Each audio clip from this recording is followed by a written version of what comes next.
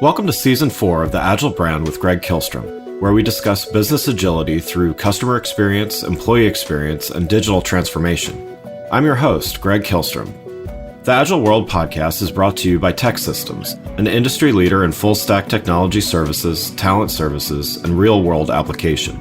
For more information, go to teksystems.com. To read more about the topics discussed on this show, you can go to my website at gregkihlstrom.com and read my latest articles or get a copy of my latest book, Meaningful Measurement of the Customer Experience, now available on Amazon and other retailers.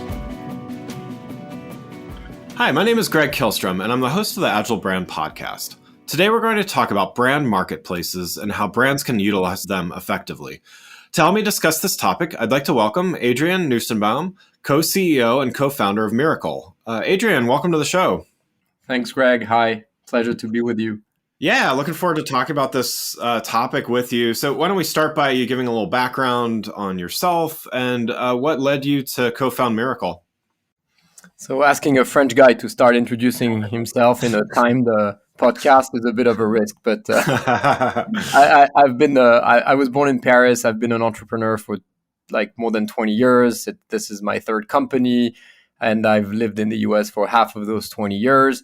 Mirakl is a SaaS solution that allows retailers, brands, distributors to create their own online marketplace. So adding third-party sellers to their online assortment and scaling their business. So Mirakl provides the whole infrastructure, back-end infrastructure, vendor onboarding, price inventory management, and all the way through quality control and enforcing the good experience for the end user. So it's kind of we're the leading SaaS marketplace solution. Wonderful. Well, so let's get started here and talk about the rapid adoption of marketplaces in the retail space. So as you just said, Mirakl provides the technology for brands to more rapidly launch their own marketplaces. Can you talk about what's driving this need to launch marketplaces in the first place, and what's changed or evolved to make this so important?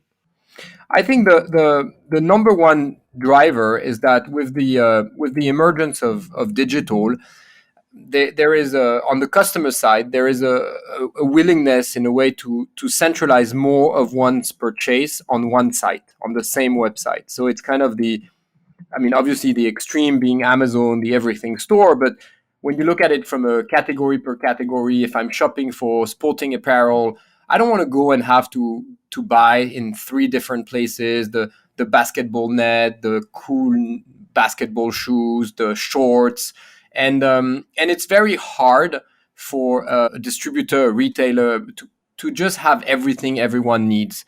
And so marketplaces have naturally emerged as a way to leverage third-party sellers to complement the assortment and basically offer all in one place in a highly curated way, because marketplace, sometimes people say, oh, that's like eBay in the early 2000s with like unknown sellers and mom and pops.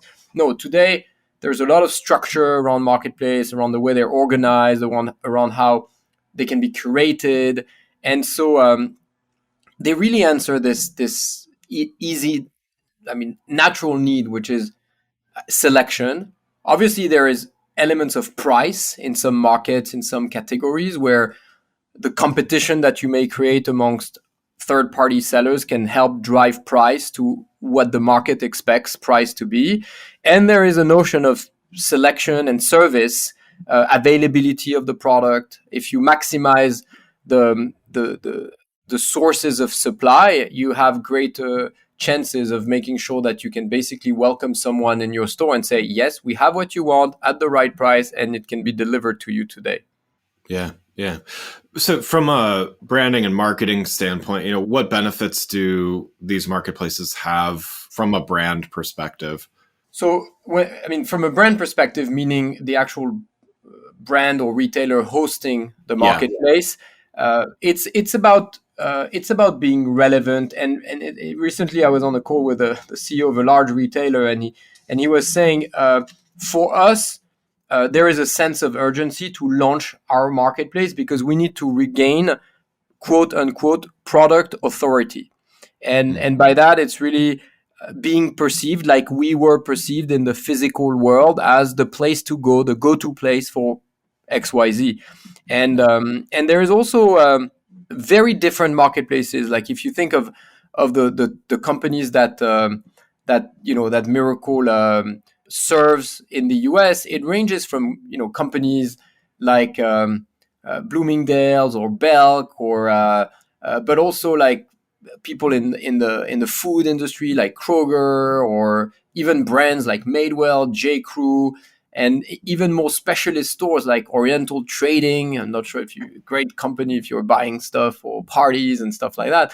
All the way to Urban Outfitters and Weight Watchers and many more. So as you can see, all these brands, and I'm focusing on retail specifically here, or retail brands, consumer brands, they operate in very different categories, but they all see marketplace as a way to either expand outside of their core. Madewell is using their marketplace to invite minority-owned, black-owned businesses to be represented on the Madewell site. It's part of their 15% pledge.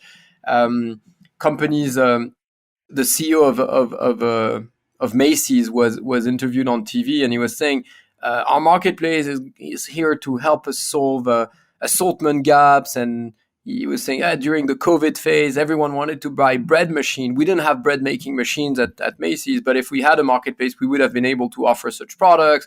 So it goes from like core to non-core. It's a very broad opportunity and value proposition.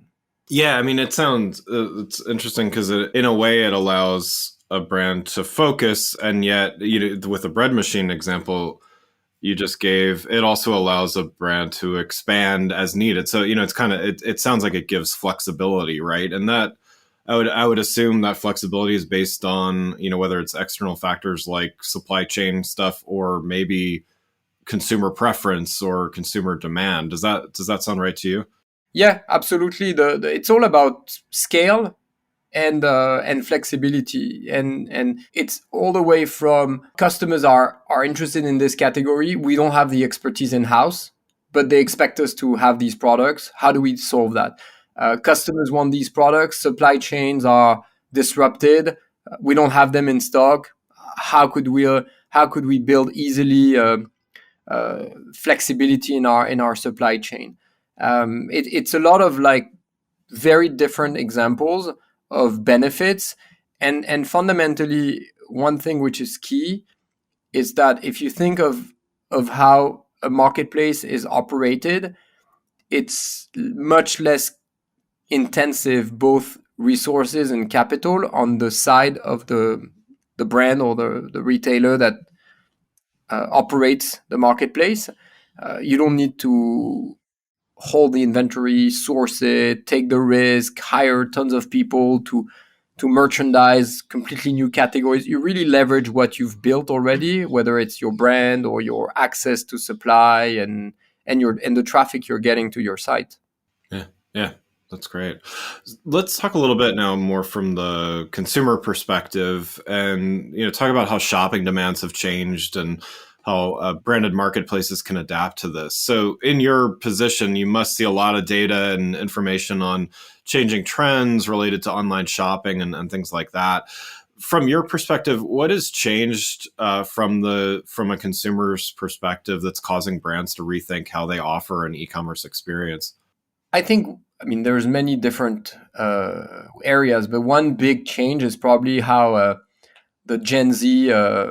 I think there was a recent Bloomberg article where the Gen Z now commands 360 billion, I think, of disposable income, Wow. and the way they buy is really it's very different from everything we've known and seen in the past, and so we feel that forward-thinking brands really need to pay attention to popular Gen Z platforms like TikTok, Instagram, etc.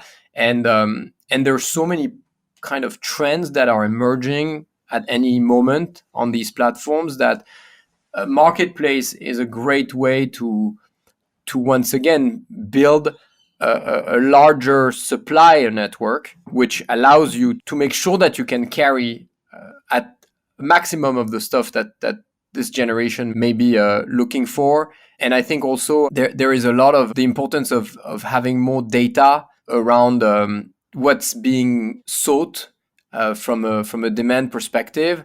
It allows you to also optimize your warehouse inventory and avoid maintaining massive amount of inventory. And I think the marketplace gives you the ability to it's what we were saying. It's the flexibility around that. And I think the last thing is probably that there used to be a bit of like fear in terms of buying from a third party, Yeah.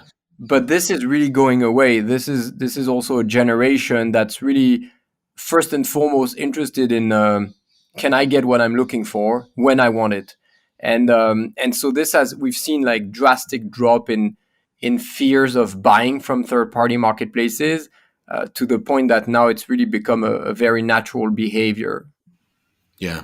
Yeah. I mean, speaking of Gen Z, I saw a statistic recently that 56% of Gen Z are shopping on online marketplaces. So, certainly this seems to be something that is more and more comfortable. And as that generation gets more income to spend on these marketplaces, that it seems like that will grow even more. Are you seeing, maybe not quite as much even, but are you seeing similar increases in adoption from other older generations?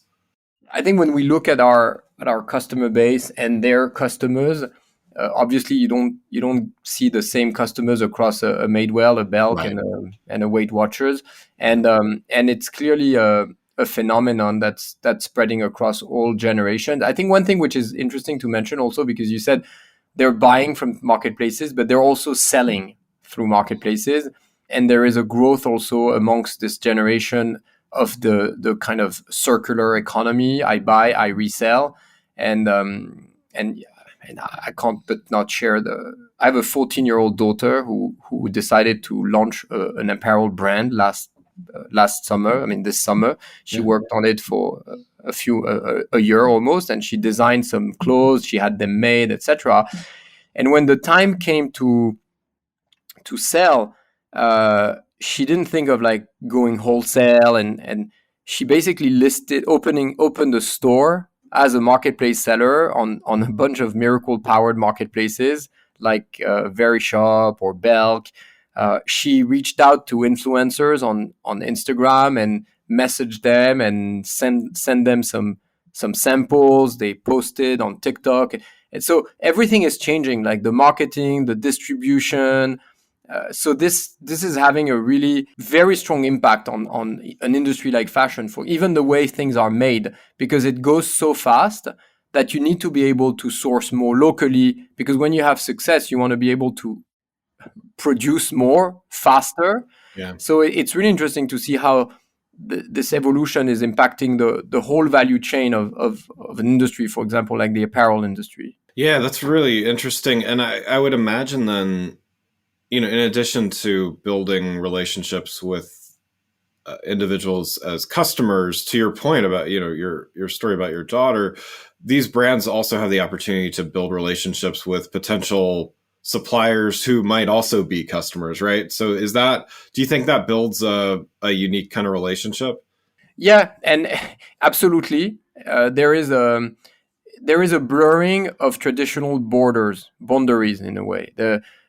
You and to the point, like I'll give you an example. Uh, I'll mention three customers. So Kroger, Bed Bath and Beyond, and a great digital native e-commerce business called Dormify that sells everything for dorms and colleges. And so you have three different companies. I mean, here you have well-established retailers. You have an emerging digital brand, and so the collaborations that are happening amongst those three are completely unique and only possible thanks to the marketplace economy. Yeah, I mean, it seems like an interesting way for a brand to still have a branded presence and yet be able to expand and contract as needed. I mean, I think that's it's a brilliant way to kind of solve that, because I do think that not everybody wants to buy milk from the same place that they buy, whatever designer handbags or stuff like that. Some people may, and there's a store for them, but there is benefit to having some kind of targeted and focused and branded presence, I think, is important too. Yeah, and I think you're absolutely right. And the thing which is important to highlight is that often when I started Mirakl, people would say to me, "Oh, we don't want to be Amazon. We don't want to sell everything." Right. And I think that there's a big difference between selling everything and selling everything within a vertical where the customer expects you. Yeah, agreed. Well, one last question before we wrap up here. For those brands that maybe haven't gotten started with setting up a marketplace yet, what's a piece of advice you would have for them to, as they're considering getting started in this realm? I mean, I think we have the 10 commandments, but I'll stick to kind of 3. I think the first one is it has to be top level driven, top level endorsed initiative. Otherwise, there is too much risk of crumbling under fake fears, cannibalization. How is this going to impact the customer experience? I mean, these are good questions, but the success, the many, many marketplace successes out there are proofs that they can be addressed. And so if you don't have a top level endorsed initiative, there's a risk that it kind of gets lost in the weeds. The second thing is probably the fact that, and we don't see that often now, but back in the days, brands or businesses would launch marketplaces and they would kind of have them sit on a separate tab on a kind of separate domain, in a way that's from a consumer perspective was like, okay, the real offering is here. Yeah. If you want the kind of you go there. So that's also a kind of a bad way to do it. And I think the last one is probably to avoid confusing curation with scarcity, and often we have these conversations where people, or every single one of our customers say we want to be curated, but curation doesn't mean doing having 5 products. Right. It's there's a lot to curation, like who do you onboard, what you ask partners when you onboard them, how the products are ingested and normalized, presented. There's more than just saying, oh, we're going to open a marketplace to only do polar ice making under 15-inch machines, Right. Absolutely. Well, Adrien, thanks so much for joining the show. For those listening, what's the best way for them to keep up with what you and Mirakl are doing? I'm going to be very old school, but I think Mirakl.com and our LinkedIn channel has a lot of great content. We host a lot of global events with a lot of our customers telling their stories. So that's probably the best way. Wonderful. Well, again, I'd like to thank Adrien Nussenbaum, co-CEO and co-founder of Mirakl, for joining the show. Thanks for listening to The Agile Brand with Greg Kihlstrom. Talk with you next week. Thanks again for listening to the Agile Brand with Greg Kihlstrom podcast, brought to you by Tech Systems. If you enjoyed the show, please take a minute to subscribe on your podcast channel of choice and leave us a rating so that others can find the show more easily. You can access more episodes of the show at www.theagilebrand.show. To get a copy of my latest book, Meaningful Measurement of the Customer Experience, visit my website at gregkihlstrom.com. Until next week, stay agile.